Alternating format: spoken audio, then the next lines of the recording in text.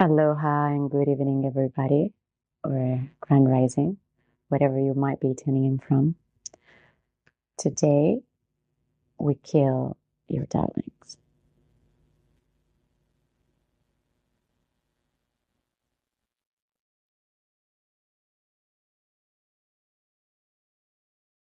I'm your host, Miryam Lev, and welcome to our second episode of On the Edge of the Void. We're killing your darlings, hey? I honestly wasn't expecting this to be the second episode, but maybe more like the third. And then, as you know, time is not linear, right? And so before anybody gets alarmed, hold your horses, hold your scooters or whatever. Whoever is not well versed with writers' lingo, we define as killing your darlings a dear expression and is a very common piece of writing advice that always encourages us writers to remove elements from our work that is challenging, such as words that we might like a lot, characters or scenes or dreams or sentences that usually the writer personally values. And oftentimes that becomes an hindrance. That begins to be a deterrent, or that begins to create so much attrite, so much friction and resistance in the flow that is not really serving the overall story. And so we give thanks to for this expression. Earliest known use comes from Arthur Quiller Couch from his book in 1916 on the art of writing. So I really recommend it. As we begin today our exploration, I invite you to maybe put pause, grab your favorite cuppa, move and prime that pillow a little bit and get comfortable. For I really wish for this transmission to come through us smoothly. And, we're about to kill more than someone. So let's dive into it. As we began with the foundations a couple of months ago, and I have to say, I do intend to upload every fortnight, but I've been traveling so much. And so I have some really, really fresh material for you guys. And we've laid in the previous episode the foundations of what is love. We've begun to comprehend that and to remind ourselves there is no need anymore to associate love with pain. As we begin to see that people, relationships are the things that cause the most distress and the more issues most of the time in our personal lives, we can start to notice as well through our past experiences or even just what is, brought to us from our friends or outer sources that different people date and seek love for different reasons. We all have heard the most amazing diabetes given stories to the most tragic ones, yeah? I shall begin with saying today that exactly because you are dating, we are dating, but not you and I, but you are dating at the level of standards of your self-esteem. I'm going to say it again. You are dating at the level of standards of your self-esteem. Whatever dynamic goes and plays in your relationship, it's most likely tied up to your self-esteem. This can take a whole other perspective and different nuances. Once again, you will never hear me talk about gender. Gender is made up. I'm always going to talk about species and sex. And I'm not going to spell it with two G's. If you want some omelet, please go and provide it to yourself. The very interesting thing is that nowadays people are aware of their wounds, are more aware of their discrepancies between what is that they claim to look for and what they accept or what they choose between the person that they claim to be or tell themselves to be and what actually is going on. So I'm going to get and speak out to my girlies today. First and foremost, to my beautiful sisters. Girl, if you are self-medicating through men, please stop. Brother, if you are self-medicating through women, please stop. What we really, really would like to take a look at today is to pay attention of where you're placing yourself, the environment that you're placing yourself, right? What are the characters in your story?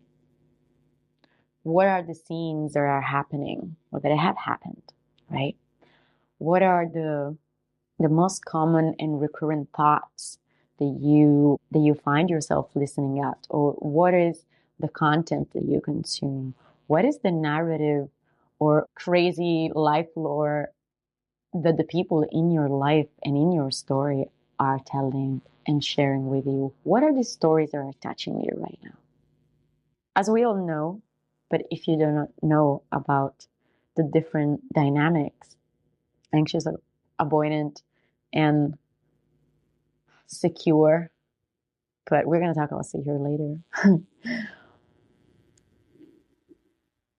It's very important because it all ties up always with our central nervous system. Because we're talking about a relational energetic dynamic between different nervous systems, we must be sure that the place whereby from such nervous systems are operating is in fact a place of regulateness, a place of kindness, a place of honesty, of, I'm not going to use the word safety, because in fact, as you will discover throughout this journey together, I will always say that what you need is not safety. Even through sharing these transmissions with you, I'm getting you out of your safety zone. I'm not here to keep you safe. So close this parenthesis. It's important to begin with the nervous system point because I do like to simplify.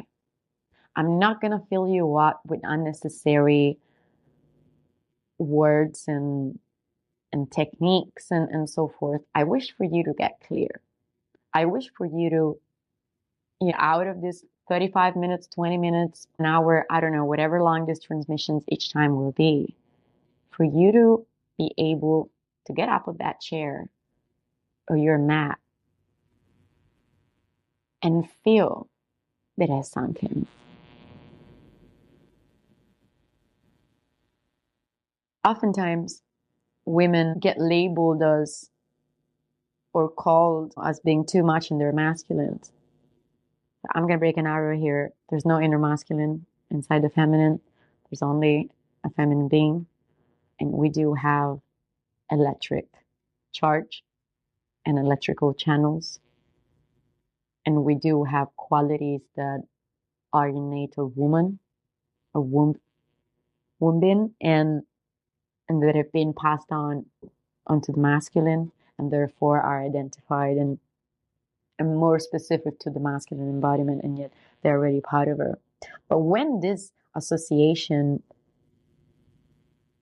or the traits, a lot of the traits that we can see when a woman is being too much in her electric, in her masculine tendencies, oftentimes it's merely a sign of dysregulation and or low serotonin. Men and women have different reasons, indeed, and different ways in which this dysregulation will show up. Different chemicals will be released, right? But usually they share the same core. They are the two different faces of the same coin, right? So this is why they attract each other. This is why the perpetrator needs the victim. This is why the anxious needs the avoidant. This is why when we are dating, always, once again, at the level of our self-esteem, when one individual has low self-esteem and dishonesty within themselves about what they truly want, about what they truly deserve, what is really happening. Oneself is turning subservient to the perpetrator. But even though the other person is not really, intentionally wanting to cause harm, right? Being subservient to the aspect that the individual chooses to be antagonizing with, you see. And so today we heal our darlings. Today we rebuke the subservience. It's always interesting because it's all about having clarity about what we want and clarity about how much we're willing to put aside and put to death our whole selves. You are not going to be able to step into your life lest you leave the old behind. We know that. I'm not here to really tell you anything that is going to shock you. And at the same time, I know will set you on the right step. And so if you are aware that you don't want to settle anymore, that you are not interested anymore in a man or a woman that are not ready to commit, why are you doing that? Are you okay? We have to talk about this, guys, because in one hand, you could say, but because he's nice, he's so respectful, whatever, or she, yeah, use it as interchangeable.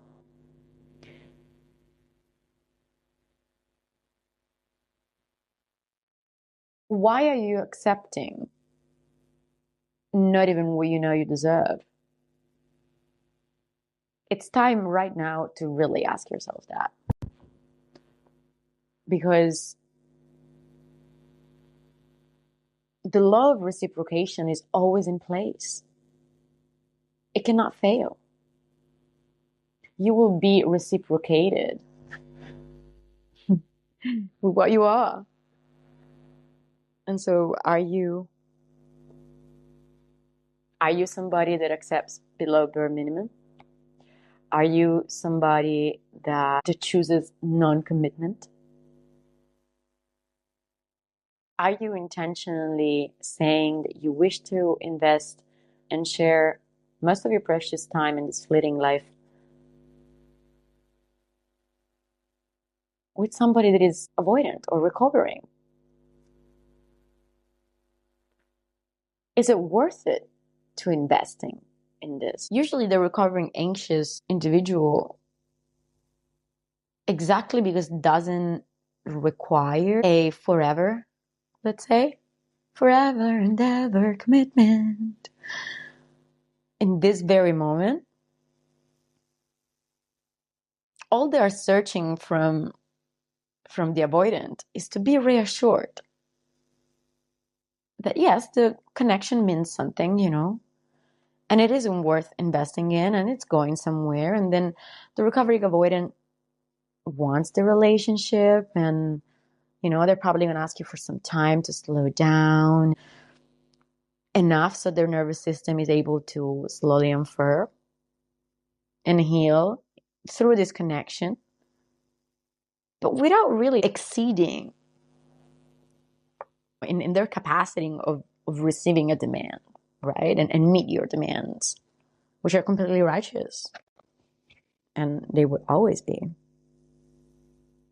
We must take in consideration the true fragility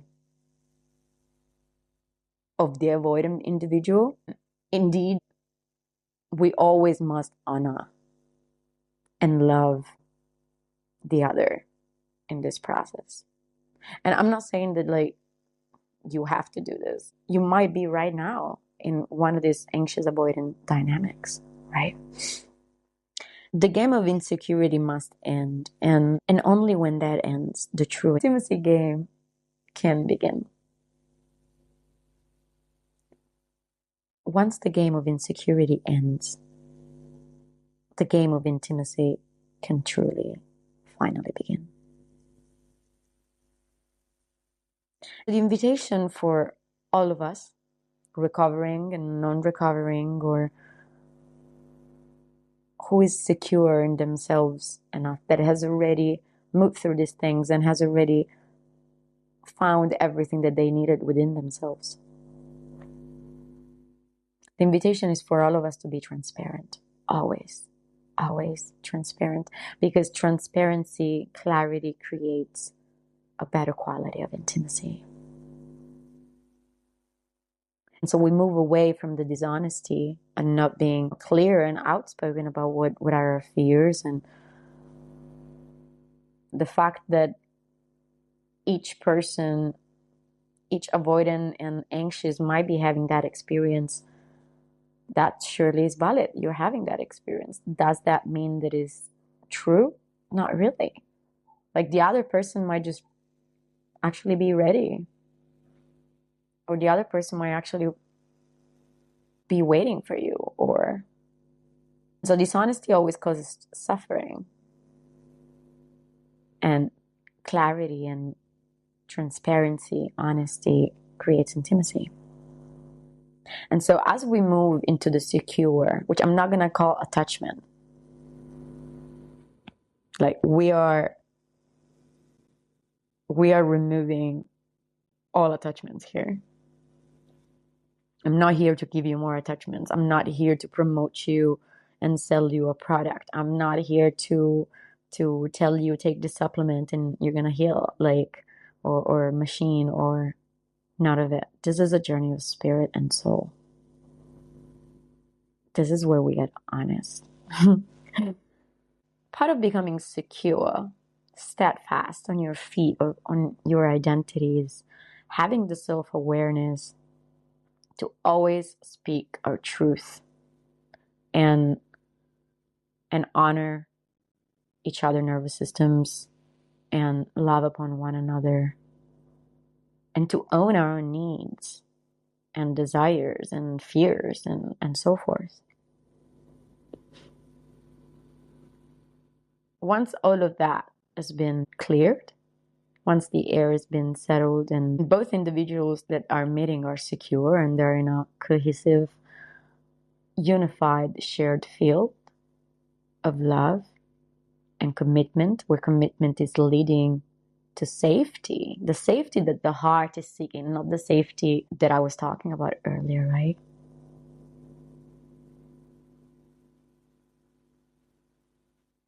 That helps you to move into security. The security that the person next to you is going to honor you and love you and accept you exactly as you are, for who you are right now at any given moment, and not for who you can become or who you're going to prove to be. So for whoever is still, on dating apps and out there, like, God forbid, I'm not saying that, you're not going to meet your husband there, but like, I know my husband is not on there because I know who he is. I know what kind of man he is. I know how he handles himself. I know that he respects the divine feminine so much that he would never do that. Mm-hmm.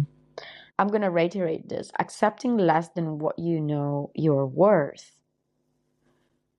it's not going to help you to find the right person. It's not going to get you to be all juicy and flowing and creative. Quite the contrary, right? It's really important, not because we are fishing for others to be narcissists or like mean people, manipulative and so forth. Because we have to open our eyes, and that will save us so much time, so much heartbreak, so much emotional roller coaster, which causes just a lot of cortisol and yada yada. My invitation for you is to be assertive. You are the writer of your story. You already drafted a lot of chapters, a lot of books. You're about to write a new book. And the current chapters need you to kill your darlings. Some of them must go. And for them, I mean, not just people in your life, but even like maybe aspects of you, maybe stories you've told yourself about who you think you are. Maybe those stories were in need or support earlier, but like not anymore. Let us just take scenario.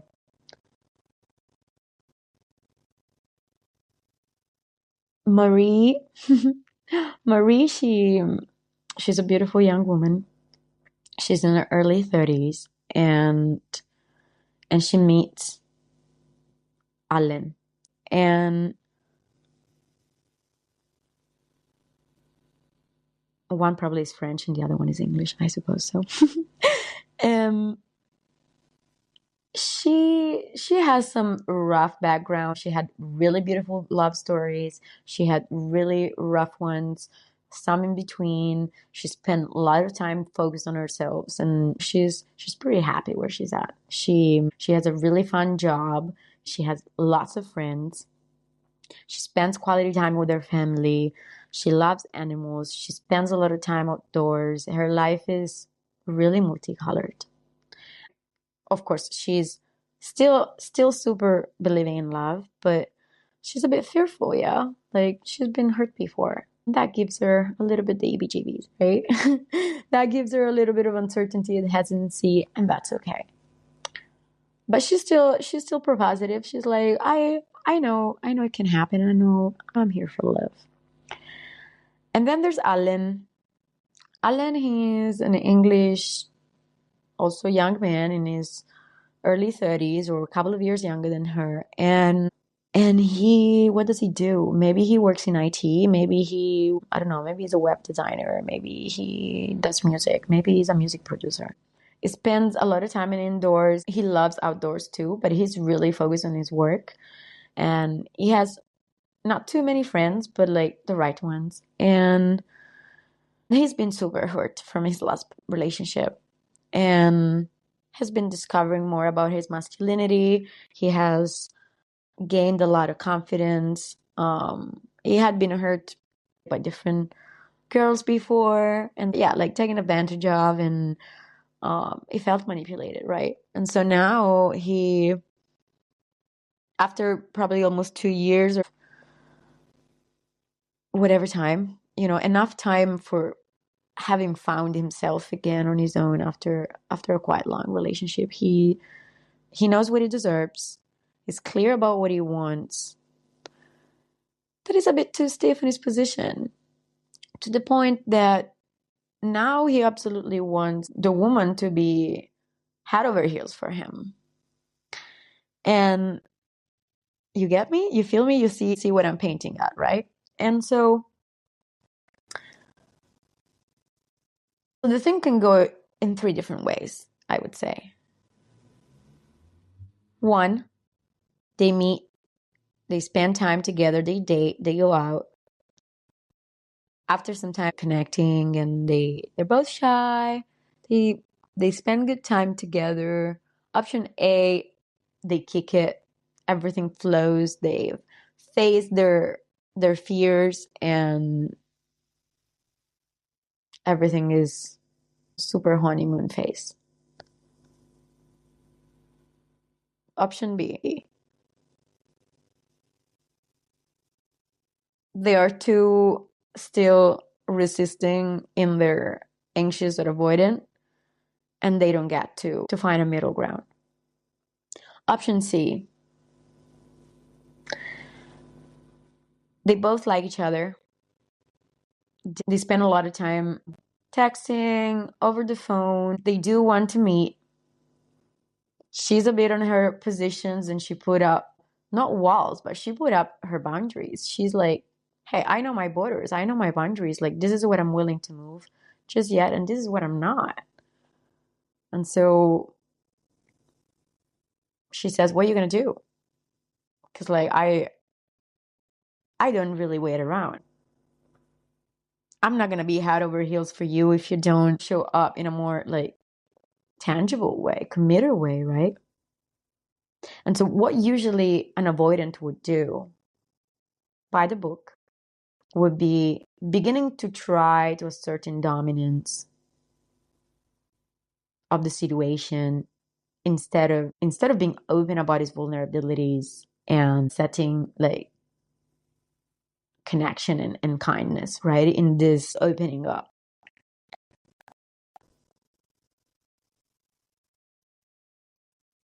Once again, because it's a relational, energetic dynamic between not just souls, not just hearts and minds, but between nervous systems operating from either low self esteem and dishonesty or grandiosity or a regulatedness or a middle ground, right?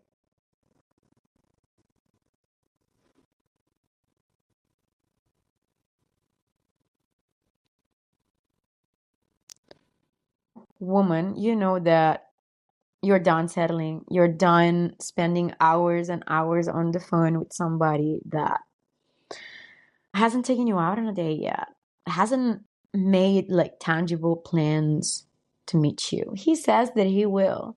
Yeah, let's do it this summer. And then the summer arrived.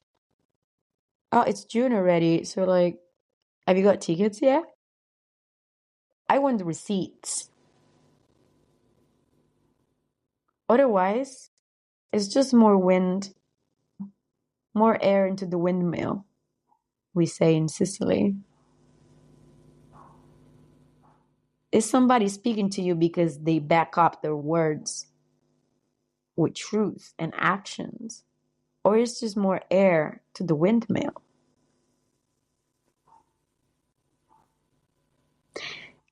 Are you waiting to be chosen? Once again, I'm talking to you, brother or sister, indistinctively, but like, are you waiting to be chosen or have you chosen yourself yet?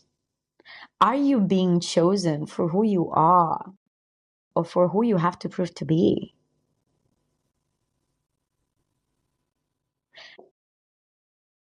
If she comes and says, or if he comes and says, I'm not ready yet, but also I like you a lot and I love spending time with you. I love the things that you learn. You're such an amazing person. I want you to be, please, more direct and outspoken about liking me and be more soft. But hey, like, I know and I get that you're like so used to having like men show up for you and court you in a specific way, but I'm not there yet. I need some more time. What's your answer, girl?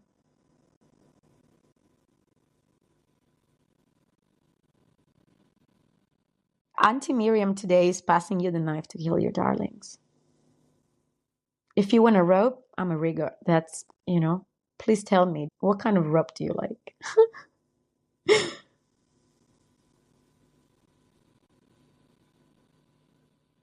You won't be chosen lest you have chosen yourself, girl.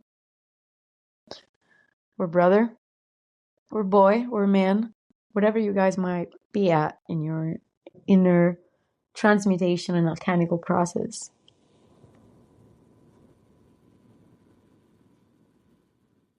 This is when you rebuke the subservient within yourself. We're not talking about shaming others. We're not talking about putting others in their place. Please, if they're not in their place, you might do so. And, at least I do. I always wish that the way that I do such things is always as graceful as possible and at the same time respectful towards myself. First and foremost.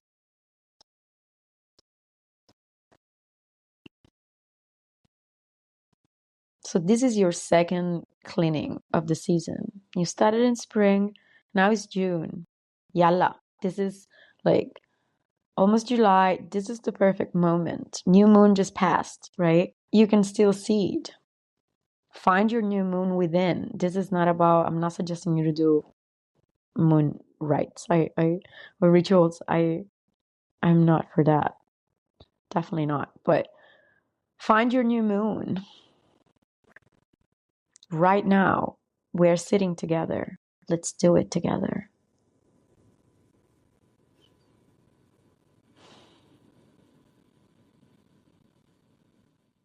And I know that it's delicate. I know that it's tricky sometimes to find the sturdiness and sharpness and the softness at the same time. This is how we are sharpening our blade, my darlings. This is how we are mastering who we are. You're both the master, the mistress, and the sub within yourself. And you must discover all nuances. And we're not going to talk about kink just yet. My approach always is aimed and it's looking as submission to the Most High and Divine. May this be clear.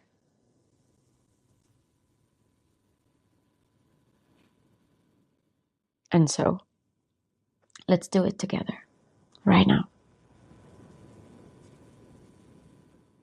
What are the things, the thoughts, the scenes, the places, every place, every room has a frequency. And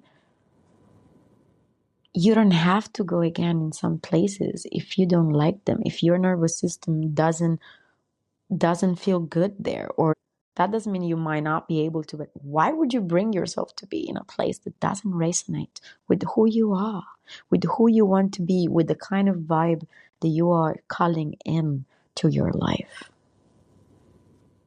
So who are these characters that you wish to keep in your story?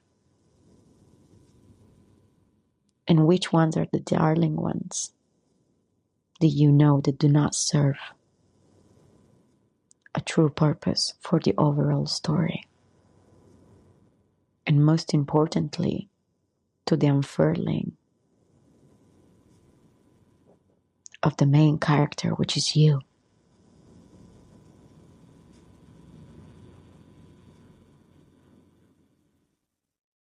Today we take the pen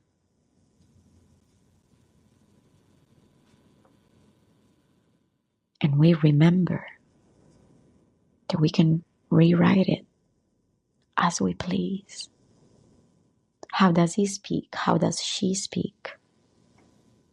How do they dress? What do they smell like? How do they walk?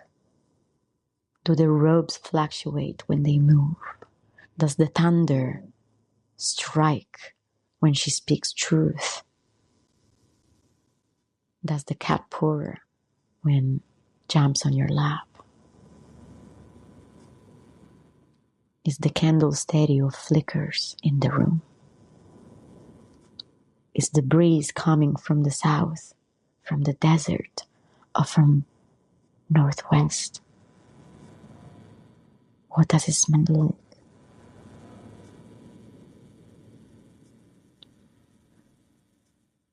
I personally choose to wear fresh flowers in my hair almost every day. Today I didn't. You just reminded me of it. Gracias. How do you wish to be held physically and figuratively? How do you choose? How do you accept to be honored and handled with care?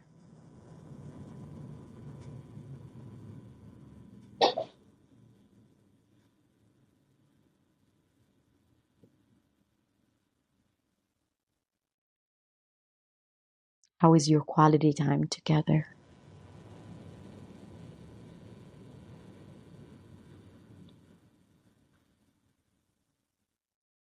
Does he take or does she take in consideration your dreams? Do they ask questions? Are they invested in your life? Are they investing in your life? And for everybody, that might look in very different ways. But I assure you that there's always more and there's always better. that you can let yourself say, I deserve it.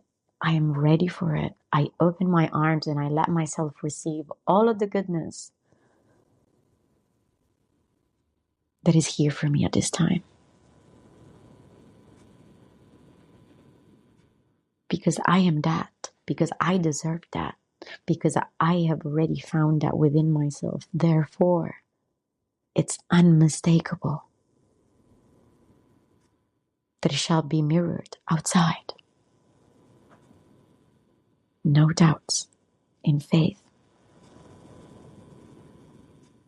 As you know, Hebrews 11:1 says, now faith is the evidence of the things wished for, the evidence of the things not yet seen. And so as today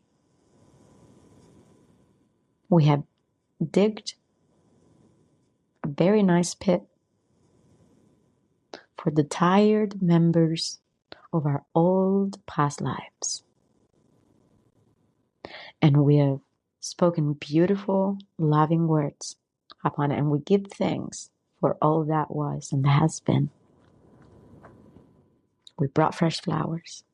We're dressing our best non-black dress.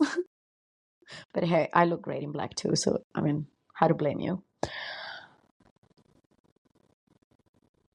And now, a fresh wind that smells like zagara, like Sicilian lemon and cannelle.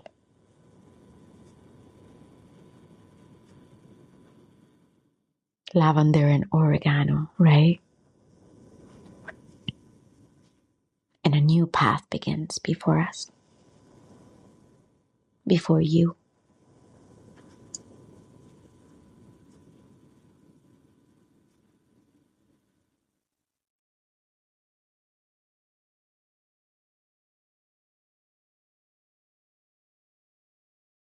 As you can see, this is not your typical funeral.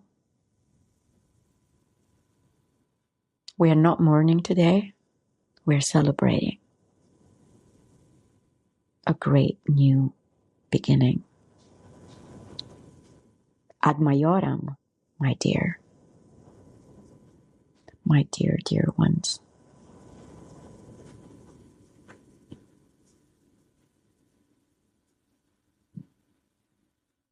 And now you're sitting of your beautiful hand-carved Luigi, whatever, desk, and you have ink and feather ready. Your most beautiful and favorite illuminated letter paper.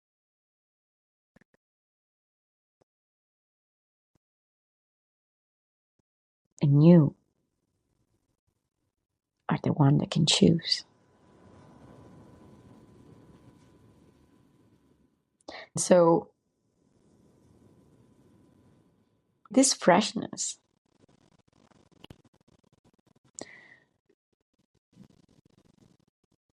you can feel it. It's like, okay, I feel better personally. Like, how about you? Please let me know. Now it should be, and it shall be, a little bit easier for you to, once you simply notice that people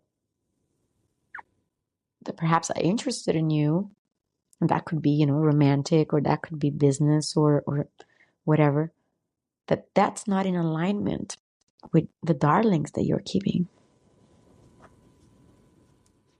with those that made the cut. It's going to be way easier to say, oh, that's okay. That's not for me. Gracias, though. Like, muchas gracias. Grazie, grazie. Bye-bye. With the same freshness and smile with which you've placed the flowers upon the grave of your past lives and your past lessons. And those are always there as a reminder. but you don't have to carry them with you. So from this regulatedness, from this security as being secure, that was really Aussie of me. Gosh, secure. Being really secure about, I don't know if you know, but like I lived for several years in Australia, and sometimes the twang pops up. So be kind to me. As you are more secure, more and more every day, and your nervous system is relaxed, the more your attraction point will grow. And so your magnetism, and so your electricity, right? And at that point, connection with somebody else that is regulated will be way easier, because you will be creating from that state. That doesn't mean that dysregulated and selfish and people busy in different attachment dynamics or levels of consciousness or an frequency will not approach you. Quite the opposite. They will always approach you. But it's up to you to sift and sort. It's up to you to say yes or no. Who doesn't know truly their worth and have a lower self-esteem? They don't really know how to say no. Because they're like, oh, that person might feel so bad to receive my no. Yeah. Please. Please. How beautiful instead is, hey, I feel you're a really nice person and I'm sure you have a lot to offer. At the same time, I know what I want. And it would be best if neither of us were investing this time and presence in the wrong place. I wish you super well and so many blessings upon your path and your search for your most aligned, most divine partner at this time.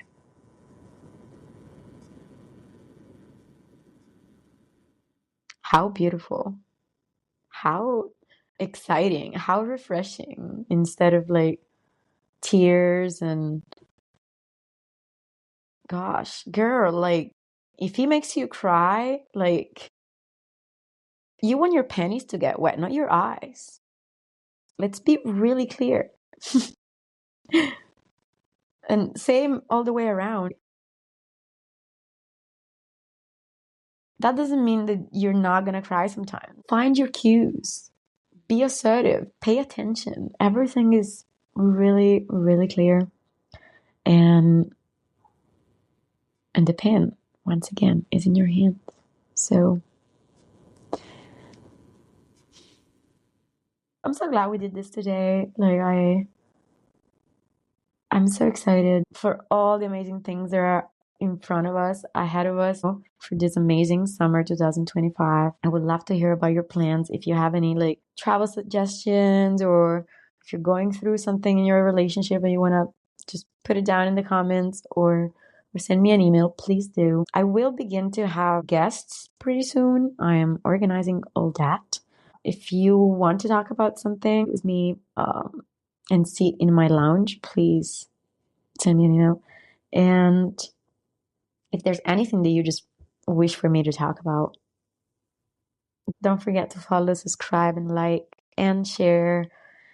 And keep the faith up, guys. And it's all about being vulnerable, just being okay and being witnessed. It's like most of you, if not all of you that are listening, I'm sure that you already went through enough to know what it is that you want and what are you doing. And you know that, yes, it's a bit scary. And at the same time, it's exactly what we want. It's exactly what we yearn and desire. It's exactly what we wish to squirm for. And it's what we're calling for. And that's so beautiful. And that's so righteous. And that's so magical. Is your main character going to dwell in fear of the past being represented? Or is she or is he going to say, you know what? I know that on the other side of my hesitancy, there's super high chances that might be the most magical and loving and deep and delicious and surprising and fucking, yes, fucking challenging. Bring it on. But like playful. We can be sexy about our shadow. We can romance it. We can do it together. It doesn't have to be such a big of a deal, guys. And I'm just going to leave you a closing note. It's important that commitment might be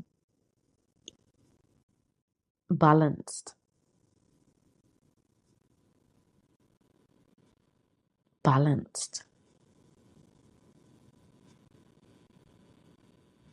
If you have chosen yourself and the other one is not ready to choose you, I'm not saying to like kick them out of your life, like make them know that they might have a special place in your heart. They might have, like you might like them. You might vibe with their playlists. You might, I don't know, whatever is rocking your boat. You know what you want. And you want and deserve somebody that shows up in the now. In the now. And if you are open to wait maybe for a couple of months, do that. But no more than that. No more than that. Don't let somebody that is not ready and that is not committed to you, that is being avoidant or anxious, take the space of who's really for you out there.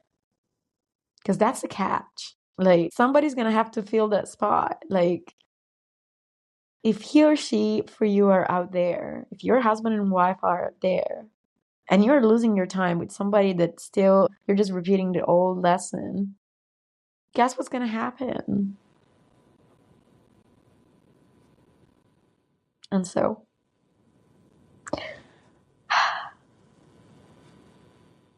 I'm so grateful for all of us for killing our darlings together today.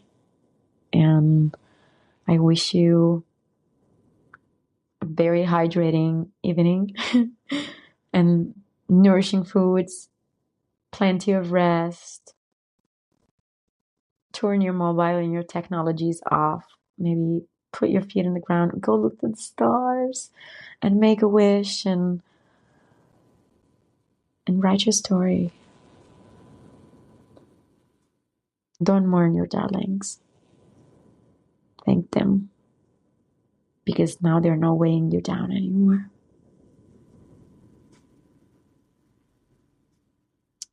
I send you so much love. I thank you. My name is Miryam Lev, and this is On the Edge of the Void.